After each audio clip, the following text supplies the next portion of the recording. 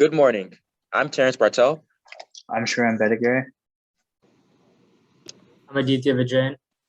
and this is our Math 214 project on eigenvalues and eigenvectors and how they're essential for modeling mechanical systems. The beauty of the creation of eigenvalues lay in the versatility of their usage. Despite their German roots, the first accounts of the discovery of eigenvalues stem back to a French physicist and mathematician named Baron Augustin Louis Cauchy, who tried calculating the disturbance in the planetary motion of Uranus. To accomplish this difficult task, he first assembled a three-dimensional differential function relating parameters x, y, and z with s. Using these variables, he created a system of equations which could be converted to modern-day matrix format. However, it's interesting to note that he never used the term matrix. To better relate this concept, we can set the components in positions which are equivalent to the non-zero second-order partial derivatives. A11, A21, A12, and A33 equal to 2, 1, 1, and -1 respectively. We can take the determinant of the matrix minus the lambda matrix, which means taking the product of the diagonal of the components and set it equal to 0 to find the resulting eigenvalues. Then we can plug these values back into the matrix system to determine the corresponding eigenvectors that they span.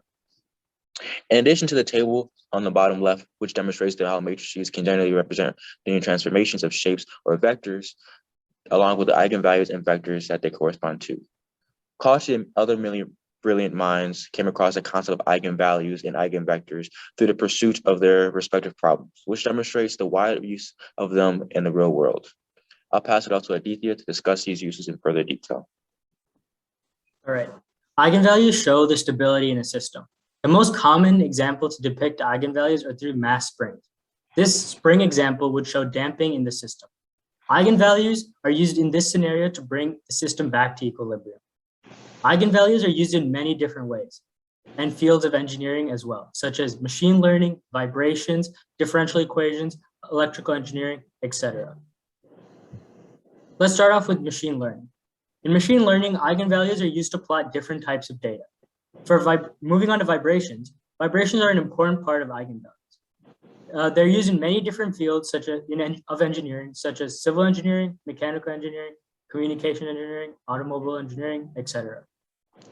One major event that occurred due to the vibrations is the Tacoma Narrows Bridge collapse.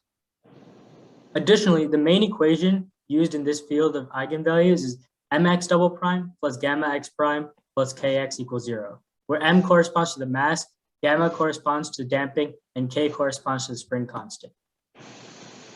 Moving on, in general, eigenvalues correspond to different specific frequencies, whereas eigenvectors correspond to the pattern of the motion. In the case of differential equations, eigenvalues help describe the tendencies of said differential equation. If the eigenvalue is greater than 0, then the system grows exponentially in the form CE to lambda t. In the case of electrical engineering, eigenvalues are the voltages for the predictable sequence of the system.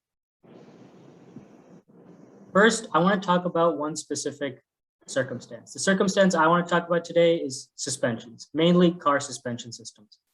As I was researching, I found a study that helped us comprehend the use of eigenvalues in this engineering field. There are three main types of suspension systems used in cars: passive, semi-active, and active suspension systems. According to a study from Penn State, an active suspension system produces more comfort when driving on the road. They came to this conclusion by several calculations and tests. They took the standard deviation and error function and eigenvalues to compute the probability bounds of active and passive systems. Through various simplifications, they arrived at the equation provided below the graphs.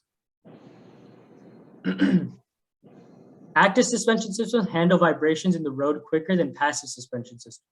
The reason active suspension can adapt is shown because the eigenvalues of active suspension systems have a more negative real part, as shown in the table, resulting in a more fast response. Furthermore, analyzing the graph provided, active suspension, the solid line, handles abrupt changes in the road better than passive systems, which correlates to the table as well. Moving on, our second study looks at the effect of oscillations on aerodynamic bodies, specifically flutter. Aerodynamic flutter is the act of oscillations on an airfoil. And in this case, we'll be looking at plane wings as our airfoil.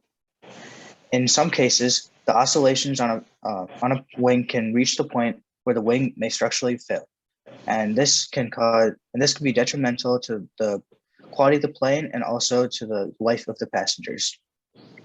One of the studies that we looked at was conducted by NASA, and this study looked at the relationship between eigenvalues and the frequency in the eigenvalues and the magnitude of the change in the wing, and also the damping and the eigenvalues. As seen in the graph generated by NASA, at specific frequencies around the resonance frequency, the magnitude of the displacement of the wing during oscillations spikes. And this large spike in oscillations can lead to the structural failure of the wing. They did this by looking at the eigenvalues and coming up with a way to find the natural frequency of the wing and also the damping coefficient. And they also conducted benchmark tests to look at the speed of the aircraft and the frequency of the wing. And as seen in the data, the increase in speed leads to an increase in frequency. And I'm going to pass it on to Terrence to talk about bridge oscillations. The final case study that we dealt with extensively the use of eigenvalues and eigenvectors is the Tacoma Narrows Bridge. On November 7th, 1940, the bridge experienced 42 miles per hour winds that caused it to undergo extreme acts of resonance, the characteristic motion of the structure. Normally, for most bridges, 42 miles per hour winds don't serve any issues. However, this occurred due to this wind frequency closely mirroring that of the natural frequency of the bridge, which represents the eigenvalue of the smallest magnitude. The map to the top right of our poster demonstrates the relationship between the natural frequency and its eigenvalues. We have the equation m times the second derivative of u plus k times u equals to 0. We can manipulate this to get the equation for the determinant of a minus lambda I times v equals 0. And finally, we can get the final equation f equals omega over 2 pi to mirror the natural frequency of the bridge. And just below that, we have a picture of the Tacoma Narrows Bridge and its resonance as over time as it experienced more displacement from the natural condition due to the wind. As we conclude our research, we learned that eigenvalues are critical in the development of mechanical systems. One example is the car suspension. And car suspensions with adaptive damping can help a car corner better while mitigating bumps in the road and creating more comfort for the passengers inside. Another situation would be during aerodynamic flutter. Plane wings and other airfoils can be designed in a way that flutter or the oscillations on airfoil is prevented, reducing the chance of a critical failure.